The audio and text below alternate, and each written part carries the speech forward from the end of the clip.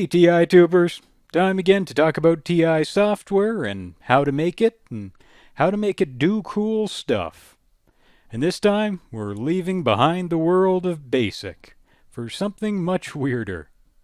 TI's version of the logo language, which wants to make it easy to create great graphics on the TI-99, and which does a damn good job of it in the end if you ask me. Outside BASIC, Logo's the language that TI put the most work into promoting as a language of the TI-99. And I think it just might be their biggest success. It's got great documentation. It comes with a library of really cool example programs. And its feature set lets you do some pretty entertaining things with TI-99 graphics, a few of which are just plain impossible in BASIC.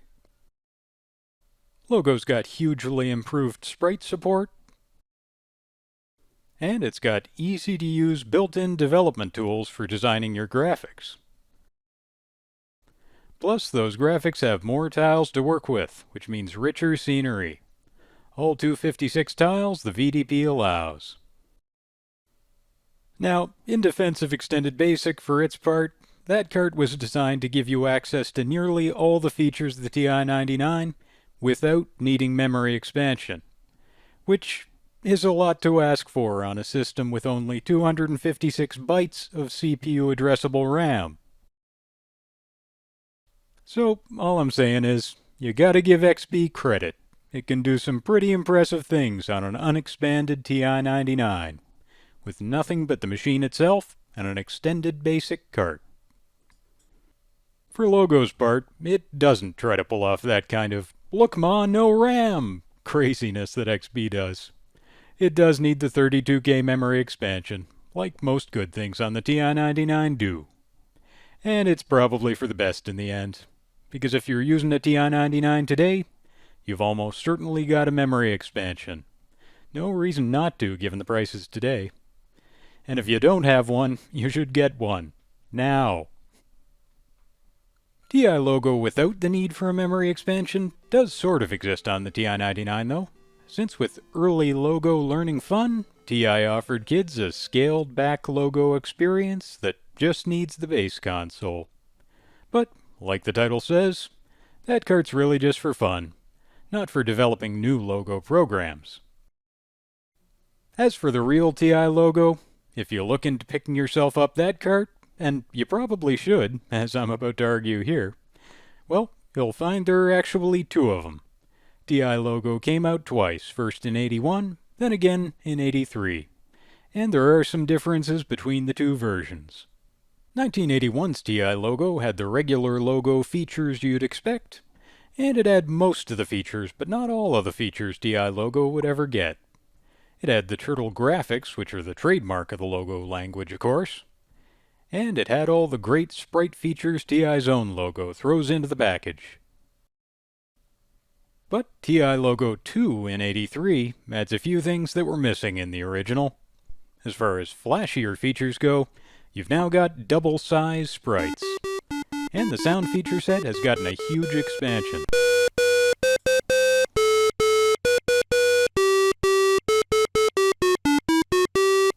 So, in short, you should always use TI Logo 2. There's no reason to use the original, especially given it's rarer and harder to come by. Though I have done a scan of the first TI Logo manual and included that in the description here. So you can still read up on the original and play around with that too, if you're just a hopeless completionist like me. Anyway, let's get to the meat of why Logo is so cool, with its sprite handling being a big part of that.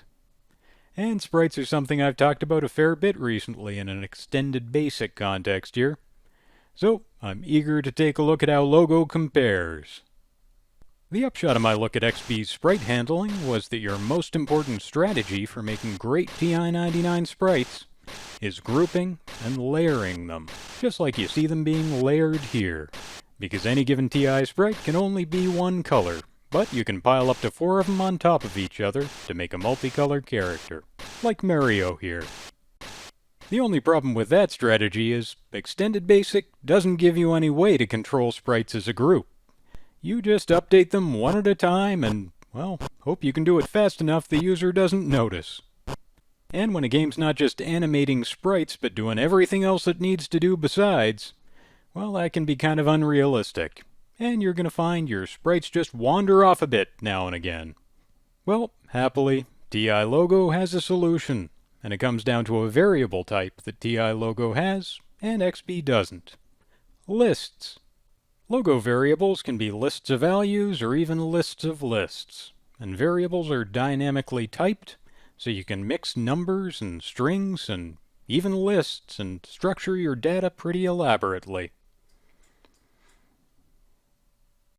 And the reason that's a big deal graphically is that Logo's sprite routines can accept lists as an argument. So you can manage and move and spawn your sprites in lists and sublists. Or you can even tell all 32 sprites to do something at once. The upshot is animations like this one I put together, where we've got 32 plane sprites scrolling across the screen, where all 32 are moving and speeding up and slowing down all at once, with one command doing it all.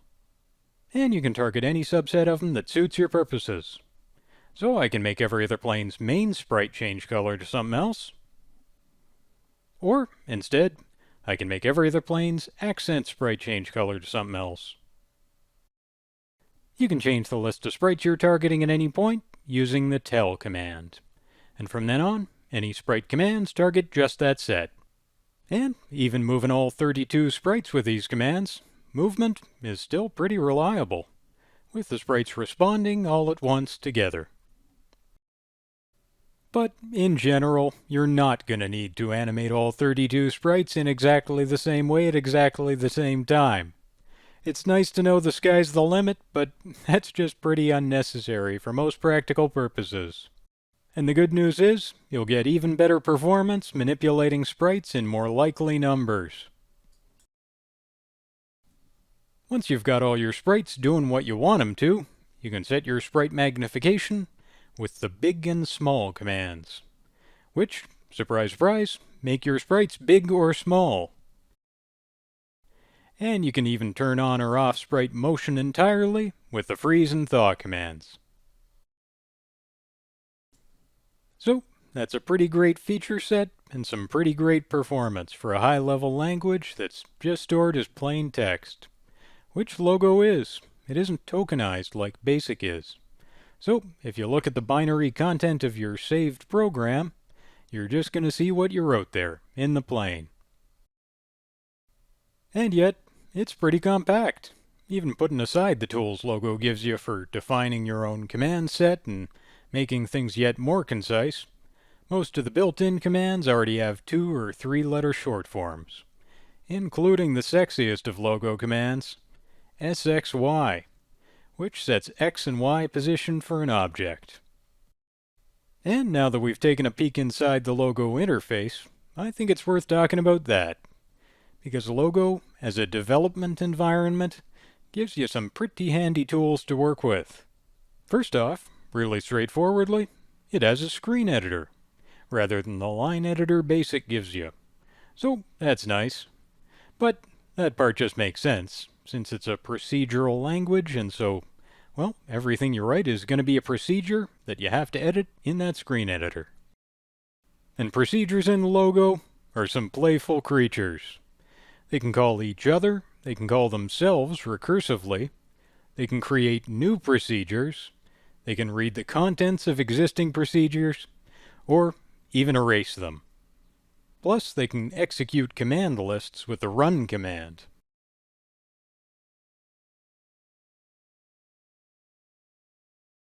So, self-modifying code is very much the name of the game here, and you can create any kind of chaos you want in that department.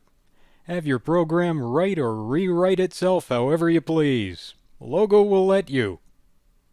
So the way you write and structure a Logo program is almost nothing at all like the way you do in BASIC. And likewise, the way you design your graphics is pretty completely different. In a good way. Your first tool there is the MakeShape command, which opens up an interface for editing the 25 double-size sprite patterns Logo gives you access to. The way this works is, your joystick is used to draw pixels, and your direction keys are used to erase them. It takes a little getting used to, but it is a really efficient system once you get the hang of it. One nice thing about this feature is that when you're editing a sprite in Logo, it's easy to put the sprite into action on screen while you do it, and see your changes live while you make them, so you know exactly how it's going to look when it's used later on. And in this case, I know my plain sprites are going to fit together just right. And this goes for character patterns too, where nothing's stopping you from editing a pattern with the character editor on screen at the same time as whatever scenery you're meddling with. This business of editing graphics live on screen does point to a potential problem though. That being, what if you change the graphics TI Logo uses for text and interface elements? And yes, if you get greedy and use all 256 patterns, then Logo's not going to have graphics for its own stuff anymore. And that might indeed be an issue. You can see how with this pattern-hungry program loaded, my prompt is now a bit of scenery. And my cursor is now a bit of scenery. And if I start typing commands, yep, all scenery. On the other hand, if I blindly type edit draw and press enter to see the procedure for drawing the screen, I can now see all the graphic content right inside my code.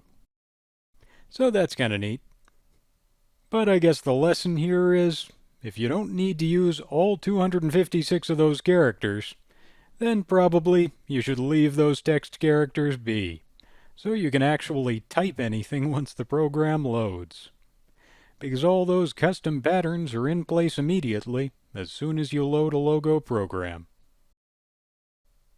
Now when you go to save a Logo program, you don't actually have to save patterns and sprites.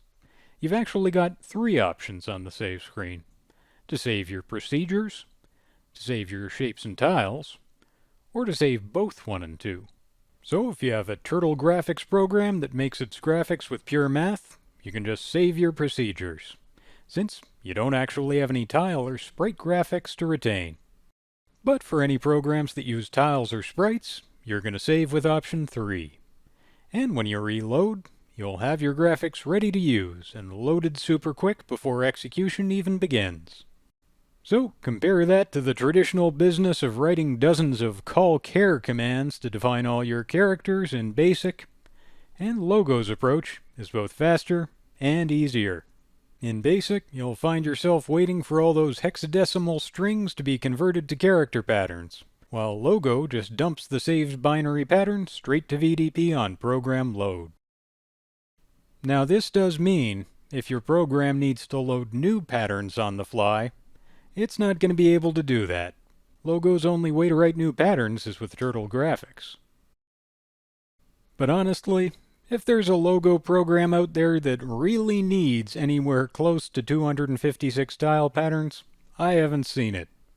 I only made one like that myself precisely to demonstrate a point about pattern-hungry programs. 256 really should be enough for anyone. Now, tile graphics aside, Turtle graphics can use up all 256 patterns very easily, since as soon as you start drawing lines across the screen, you're creating lots of unique patterns along the way, and using up all that limited pattern space. When you write a cool design, every tile you write is one less tile available, and as soon as 256 patterns are written, you're out of ink, and the program will tell you so. Now it didn't have to be like this. Famous TI-99 enthusiast last words right there. The TI-99 has a bitmap mode and, well, in that mode, every tile on screen can be unique. But Logo doesn't give us bitmap mode. It gives us standard mode graphics. Hence, 256 tiles. If you want the features of TI Logo with none of the standard mode limitations, what you're going to want instead is the missing link, the software package that combines bitmap mode and Turtle graphics in extended BASIC, and as a result, lets you do some amazing things with that combination. That's definitely the weird irony of TI logo in the end. The turtle graphics, which are usually the whole point of logo, aren't really all that big a strength here, while its sprites, on the other hand, are fantastic. So it figures that most of the best logo demos from back in the day are sprite demos, like this animation of the launch of the Space Shuttle Columbia, which naturally shows off how you can group sprites and move them in tandem. Developing games in TI logo never really caught on, unfortunately, and Logo Micro Scenes is the only piece of third-party commercial TI logo software I've seen, period.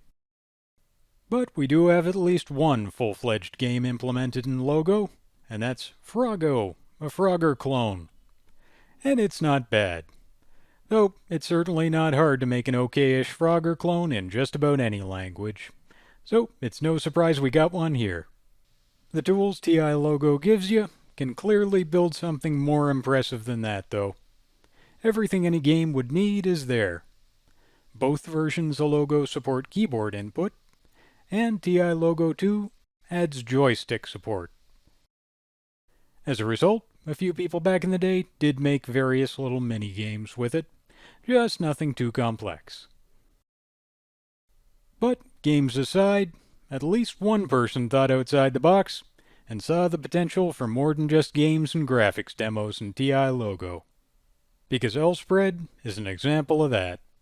It's a logo spreadsheet program. And it's not completely shocking it exists. TI Basic got a couple spreadsheet programs in its time, and TI Basic is a lot slower than Logo in most of these areas. But to this day, some of the nicest little logo programs out there are the demos that we got with Logo in the first place, on the Logo sampler disk. They're all fairly simple, but they're also pretty charming. They give you this lovely animation of an elephant, and this animation of a fish, and this animation of a merry-go-round, and this animation of flowers blooming, and this rather entrancing animation of a frog eating flies, which for some reason continues to entertain me far longer than it should. Like, why am I still watching this? And the telltale truth about those is, they're all sprite demos, not turtle graphics demos. Though, in the end, we did get plenty of turtle graphics demos from the community. They've only got 1/3 of the screen to work with given the tile limitations, but that's still plenty to make some cool math art. And TI Logo's speed is pretty impressive. On the TI-99, drawing a straight line at an arbitrary angle is one of the more complicated things you can do. But TI Logo works it out gracefully and speedily. At least until it runs out of ink. Might as well save your patterns for where they're used best though, as I see it, which is definitely in TI Logo's tile graphics and sprites.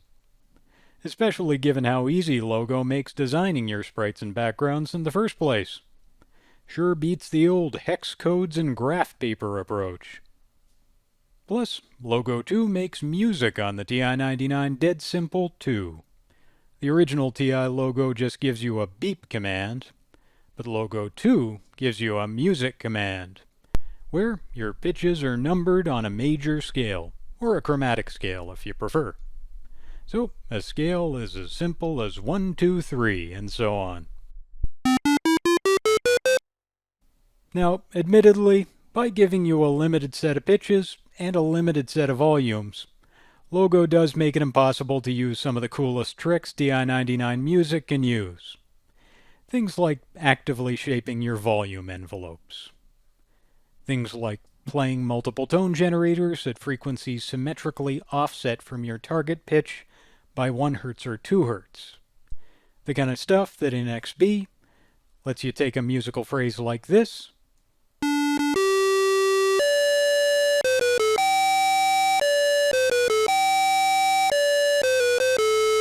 and make it sound like this instead.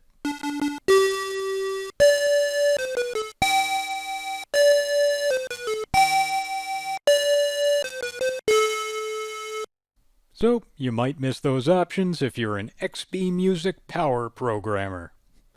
But for everybody else, having a simple way to put together a tune is going to be way more important, and a way bigger deal than losing access to, well, music coding options that most people don't even know exist. Most of the time, the fact that in Logo you can load music to memory, begin playback, and have music run in the background while your program does other things is going to be a much bigger deal.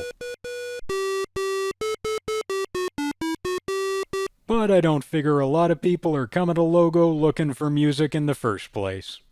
Logo graphics are why you, me, or anyone else is loading up this language today, and why anyone ever did. So, go launch a spaceship. Or give an elephant a bath. Or make some cool math art.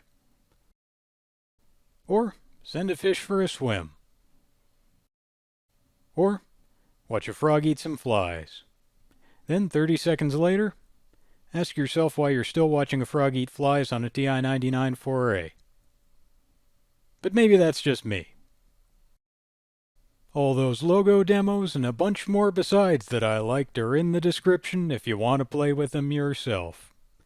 Though, I hope you're not just interested in watching some Logo demos, and you're interested in making some Logo programs of your own instead, because there really are some great reasons to pick TI Logo as the language for your next TI-99 project. The top two clearly being its terrific performance, and the great development tools it gives you for creating your assets. But it's also just ripe territory for new ideas and new projects, given it got so few programs that really showed off what it could do back in the day. So, if you've got a Logo project in mind, you just might be the first ever to try to make whatever it is happen. Not spreadsheets, as I say, crazily. Already got one of those in TI Logo. Probably don't need another. And not Frogger clones. We're covered there. But just about anywhere else, you could be breaking ground. Or I could be, because I am really tempted to take a run at a TI Logo game project right now. Though, my list of TI-99 projects is so ridiculously long at this point, who knows if that ever happens, or anything else does.